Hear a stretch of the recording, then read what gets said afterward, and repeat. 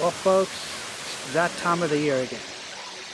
Close of the year, close of the month, and the beginning of a new chapter. I'll be reviewing or recapping this year's important points, important takeaways that I'd like to take away from this year. So, welcome, story lovers, to the Story Dude Show with your host Jared D. Winchester, bringing you the very final episode of 2024 and of the month of December 2024. So let's get right into it, shall we?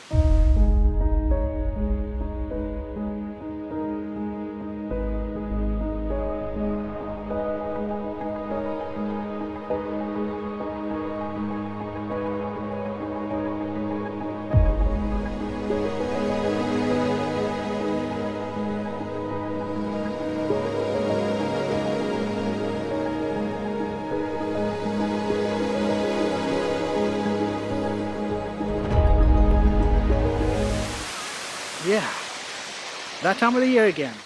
Close of the year, and the year that I will be recapping, or all the years that I will be, every year that I will be recapping what happened during the year and my plans for 2025 this time. So the important things that I like to take away is I've touched on retro filmmaking technology, including mini DV, and the delivery format is DVD and VHS. Now, I've theorized that this may be a comeback. There may be a comeback for DVDs. I don't know, but there's a strong possibility. There's a strong indicator that it's gonna happen. I also stress the importance of how to portray correctly LGBT characters in film and TV. Most of the time, film and TV characterizes or portrays LGBT characters as struggling with their own sexual identities and how everyone in the film or TV show is against them. We've had plentiful of movies and TV shows addressing this or showcasing this time and time and time again, even though things have gotten a little bit better for our LGBT brothers and sisters. And for those of you who aren't also aware, criticism in this day and age, film criticism and TV criticism specifically in this day and age, is something that you should take with a grain of salt or pepper, as the case may be. But there are times when criticism can be useful, and that criticism needs to come from someone who's constructive about it, not destructive. I have also, time and time again, I believe I've spent a few episodes on this, maybe a little bit more than that, discussing what makes a bad critic. If a critic uses the words unrealistic, not believable, or this doesn't happen in real life, that sort of thing, that's a red flag. Huge, humongous red flag for you to look out for. And the reason I'm telling you this is not because I'm allergic to criticism. No, no, no. I welcome criticism, and as I have mentioned, as not as a defense, but as a point of clarification, I have mentioned it, and I'm reiterating this point here in this episode, the final episode. but also criticism needs to come from a place where it's encouraging the writer or filmmaker to improve on their work. Instead of saying things like, you got no talent, get the hell out of here, top criticism, what needs to happen is that any criticism must be followed by helpful suggestions that any writer or filmmaker can implement in their next project. I believe I touched on the element of how critics can be so condescending that they say things like, I told the writer to do XYZ and he still hasn't done it, or I've mentioned this to the filmmaker to do XYZ, implement this in his film, and he still hasn't done it. That's extremely condescending because you are not the person to write that screenplay or that film or make that film. Nobody knows the film or screenplay better than the writer, the producer, and of course the filmmaker themselves. Now, if you are somebody who uses that line of thinking, then it means that you do not know criticism at all, film criticism at all. I believe I touched on that. Go back and watch some of my earlier episodes that I have covered this on. And don't mind the noise at the back with the waterfall.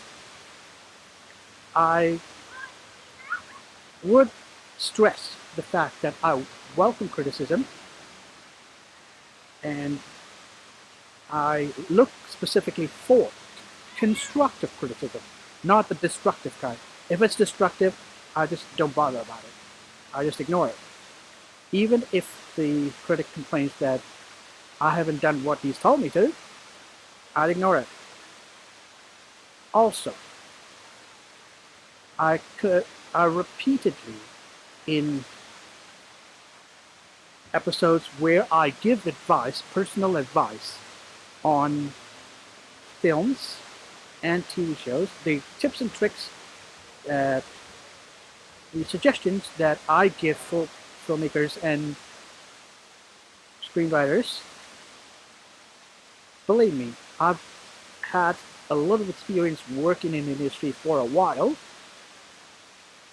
and I will be implementing this in my own projects. I will be doing this, I will be taking my own advice instead of just simply giving it, and I believe I stressed on that also. So that will be one of the main takeaways for this year. I also talked about Tollywood, how Tollywood has progressed in understanding filmmaking, and there are notable filmmakers like S.S. Rajamouli who have this advice for filmmakers, and that is, don't just make a movie just for the sake of making money. Make the movie because you believe in the story and in the characters. Now, that is a take-home lesson for all of you filmmakers and screenwriters. So only write if you believe in the characters and in your story, which leads me to the same advice that I have given, and I have referenced S.S. Rajamouli on this one, but also I did tell you guys Tollywood is not without its flaws. Just like Hollywood, Tollywood is not without its flaws. Because I grew up in watching mostly Tollywood movies, some Bollywood movies, and the pattern kind of repeats. No filmmaker in Tollywood and Bollywood seem to want to improve. So I would suggest that filmmakers in Tollywood and Bollywood take a page out of S.S. Rajamouli's book and move away from the typical, the standard, the cliche boy meets girl love stories. I mean, come on, guys. How many times are you gonna do that? How many times are you gonna spin that story? And quite frankly, the audience will get freaking bored. Now, take that to heart. Well, that's all the recapping the main points that I've got here for this video for this year, 2024. So, without a further ado, thank you for joining me for this episode, and thank you for supporting me for this year throughout my ventures and throughout my journey. And I will actually leave you with this. When I got into filmmaking, the journey started off pretty simple. Growing up, I used to watch movies. I used to go to the theaters with my paternal cousins, and that means my dad's sister's kids. My cousins, we used to go to theaters to watch movies, and one of the movies that we watched was the Christopher Reeve version of Superman movies. And I would have to say we really enjoyed. And whenever I go back to India and meet up with my cousins, and I believe only one of my cousins is still living with my aunt in India, who, by the way, has turned out to be my favorite aunt. We make it a point to go and watch movies, either by myself. Now the theater is quite next door, and I go there myself, or my cousin takes me to his club, where they screen movies that aren't out in the theaters yet, or they have exclusive rights to. So, in 2004, my mom suggested I take a one-year course, which is kind of like a TAFE course, which is kind of like a trade school type course. It's a certificate in film and TV. Took it, enjoyed it, and I then realized that that was really my cup of tea. At that time, I was working. I was having a full-time job. Now, it was not until 2010 I decided to pursue an actual degree, a fine arts degree in filmmaking. But to get there, I needed to complete some general ed classes, which I went to community college for. In some places, like Australia and New Zealand, they would refer to it as a polytechnic, but in America, it's a community college. So I went there, finished my GED, my general education, then transferred over to the New York Film Academy, where I learned how to properly work with actors, how to properly make descriptions, how to write out descriptions so that it leaps out the page. And here we are today, after about 3 years of me putting myself through the Bachelor of Fine Arts and $100K US dollars later, close to that amount, I have a degree where the knowledge that I gained, I'm able to apply that, and I'm also able to give advice based on my personal experience in the matter.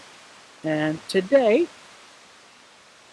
writing is actually my thing. And to solidify this, I just found out that in my family tree, specifically from my mom's side of the family, there were creative people like writers, photographers, and of course, we had professors like my grandfather, my maternal grandfather, was a professor. Now, the funny thing about that is 3 months before he passed away, I had a premonition about it. And 3 months later, after I had that premonition, it came true. My grandpa passed away, and I've continued to watch my movies, the movies that I would enjoy with my grandma. My maternal grandma, which I do have a close relationship with. And this was about back in the early 90s, mind you.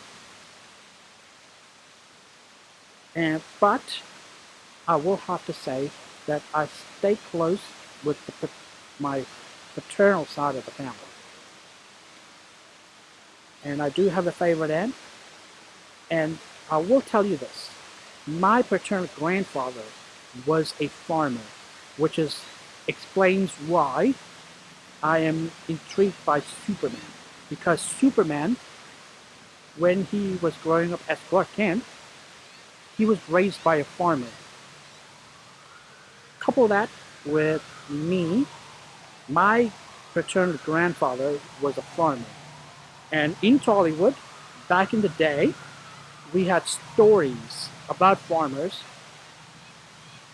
and Tollywood only made like a handful of them, about the struggles of farmers. Now, if you'd like to know more, let me know in the comments, and I'll see what I can do about doing some research on it and telling you that story, that side of things. So, thank you very much for your support this year in 2024. My name is Jared Dean Winchester, also known as the Story Dude.